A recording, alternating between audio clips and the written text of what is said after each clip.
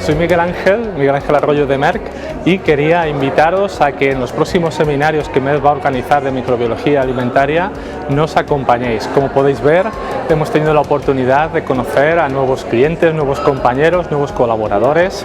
Además, hemos tenido unos oradores de gran calidad, como provenientes tanto del Comité ISO como de distintas empresas de la industria y sectores de la alimentación. Actualmente estamos relajándonos, tomando la comida. Esta tarde seguiremos con nuevas técnicas que se han incorporado, como por ejemplo PCR con separación inmunomagnética. Va a estar todo muy interesante. Os invito para nuevos seminarios a acompañarnos. Oiréis sobre nosotros. Estad atentos a los nuevos seminarios de Merck.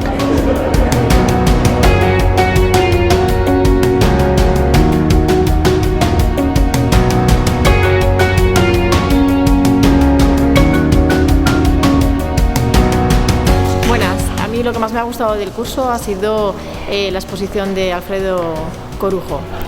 Bueno, pues yo trabajo en una empresa de alimentación infantil, que es un sector bastante delicado. Me ha parecido muy interesante la charla, en el sentido de que ha habido más aspectos científicos y del laboratorio en sí, más que prácticamente a venderte los productos. Y también la parte más interesante, en nuestro caso, es el equipo de PCR inmunomagnético. Nos ha parecido muy interesante y de mucha aplicación en nuestro sector.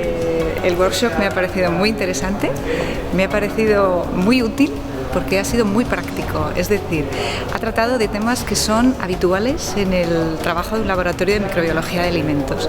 Y en concreto, en mi caso, como responsable de la unidad de microbiología de un laboratorio de salud pública, donde tenemos muchos métodos acreditados, fundamentalmente métodos ISO, pues me ha parecido muy interesante la charla sobre la verificación de métodos, así como la actualización de métodos normativos y novedades que se acercan, y luego las charlas puntuales sobre STEC y sobre monitorización de superficies también me ha parecido muy interesantes. Así es que el balance global es muy positivo.